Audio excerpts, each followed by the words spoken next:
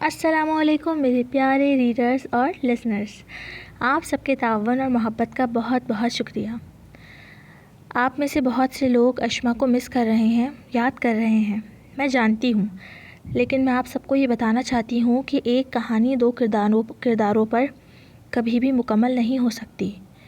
ماضی ہی مستقبل پر اثر انداز ہوتا ہے اور ہر کریکٹر کو جسٹیفائی کرنا رائٹر کی ذمہ داری ہے۔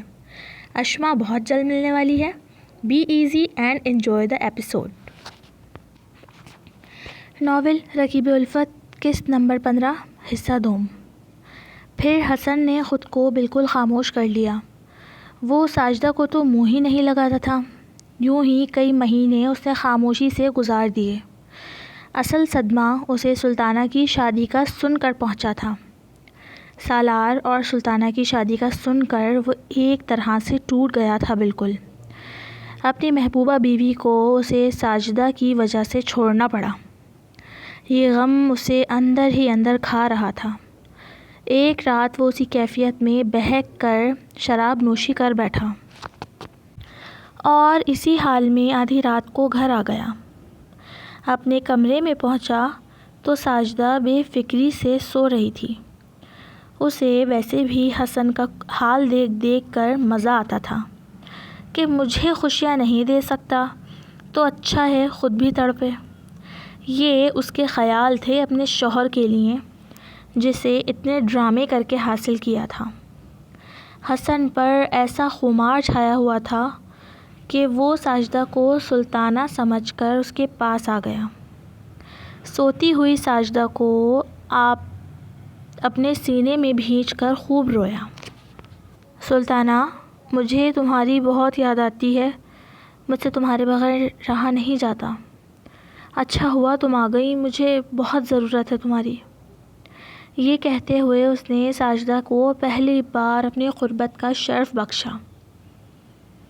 ساجدہ بھی اسے حاصل کر کے خوش ہو رہی تھی۔ اسے اس بات پر کوئی افسوس نہ تھا کہ اس کا شوہر اسے کوئی اور سمجھ کر محبت دے رہا ہے۔ صبح حسن کی آنکھ کھلی تو اسے خود پر جی بھر کر غصہ آیا کہ یہ اس سے کیا ہو گیا، جبکہ ساجدہ بہت خوش تھی۔ ریشم دیکھ، آج مجھے میرا حق مل ہی گیا۔ مرد ہے حسن، کب تک تشنا لب رہتا۔ اب میں اسے یوں ہی اپنی محبت کے جال میں پھنسا کر اس کی یاد سے سلطانہ کو مٹا دوں گی۔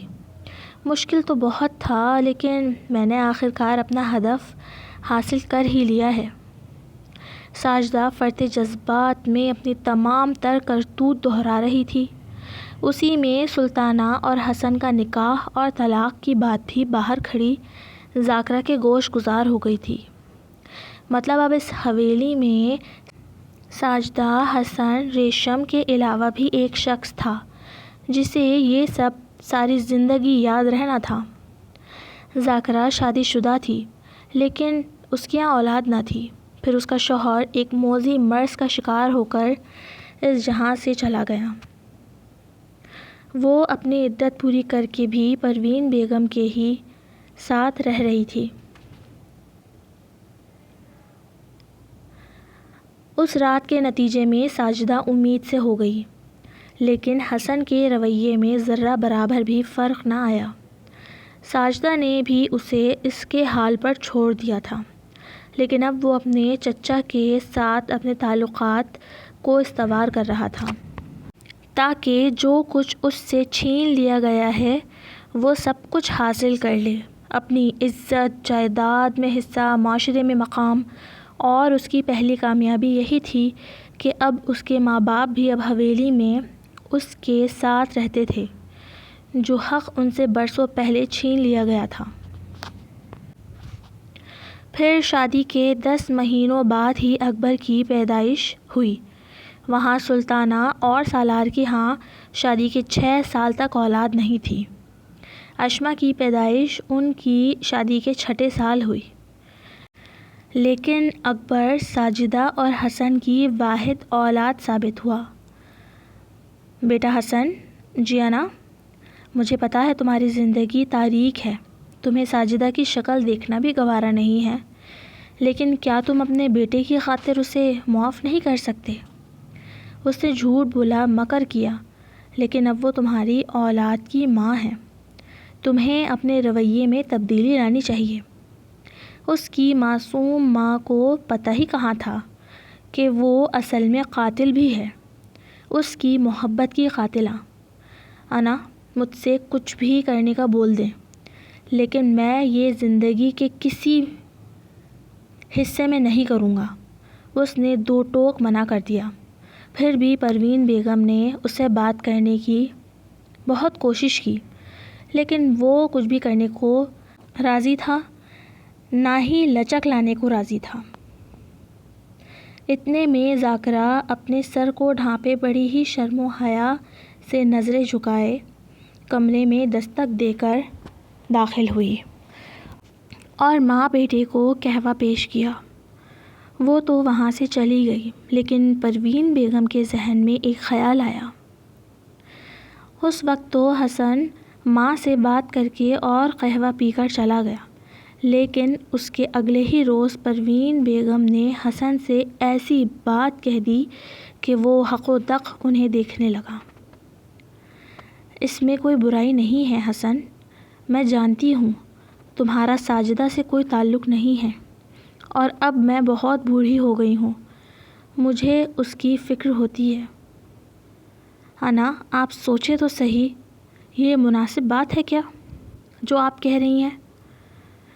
اس وقت تک مکمل کاروبار زمینیں حسن نے اپنے دسترس میں لے لی تھی، کیونکہ حسین صاحب بہت بیمار ہو گئے تھے، تو حسن کو کسی کا بھی خوف نہیں تھا۔ وہ اپنی ہر مرضی اور فیصلے کے لیے آزاد تھا، لیکن پھر بھی اسے یہ سب کرنا مناسب نہ لگا۔ نہیں انا، میں ذاکرہ سے شادی نہیں کر سکتا۔ کیوں نہیں کر سکتے بیٹا؟ مرد کو ایک سے زیادہ بیوی رکھنے کی اجازت ہے۔ اپنی ماں کی اس التجا کو قبول کر لو۔ ویسے بھی تمہاری بے رنگ زندگی کو ایک پاک باز عورت ہی رنگین کر سکتی ہے۔ ایک رات تنہا اس بات کے بارے میں سوچنے کے بعد حسن نے شادی کے لیے ہاں کر دی۔ پھر سادگی سے ذاکرہ اور حسن کا نکاح ہو گیا۔ ساجدہ نے بہت واویلا کرنے کی کوشش کی، لیکن حسن نے اسے طلاق کی دھمکی دے کر ہمیشہ کے لیے چپ کرا دیا۔ بہت گنے چنے لوگوں کو اس نکاح کا پتہ تھا، وہ سب ایک ہی حویلی میں رہتے تھے۔ ساجدہ نے بھی اپنی عزت کو بچانے میں ہی عافیت جانی اور خاموش ہو گئی۔ پھر ایک کے بعد ایک ذاکرہ کے بطن سے حسن کے 4 بیٹے ہوئے: ارحم، شہزیب، رومان اور ارمان۔ ارحم اور اکبر میں بھی بس 10 مہینے کا فرق تھا، لیکن حسن نے اپنے اور ذاکرہ کے رشتے کو کبھی معاشرے کے سامنے عیاں نہیں کیا۔ اس کی وجہ یہ تھی کہ وہ اب سارے گاؤں کا سردار بن چکا تھا، اور بہت مشکل سے اس کی ساکھ بحال ہوئی۔ ماضی کی کالک اس کے ماتھے سے مٹی تھی، وہ پھر کوئی پنڈورا باکس نہیں کھولنا چاہتا تھا۔ ذاکرہ اسی گھر میں رہتی تھی، لیکن پرانی ملازمہ کی طرح، جبکہ سب بچوں کو یہی پتہ تھا کہ ان کی ماں ان کے باپ کی بیوی یعنی ساجدہ ہے، اور وہ ان کی رضائی ماں ہے۔ ایک لمبا عرصہ اسی طرح گزرا، جس پر حسن کی جاگیرداری تھی۔ ساجدہ کو اپنی چلانے کا موقع نہیں ملا، لیکن پھر اکبر اور ارحم نے جوانی کی دہلیز پر قدم رکھا تو ساجدہ بیگم کی کمر مضبوط ہو گئی۔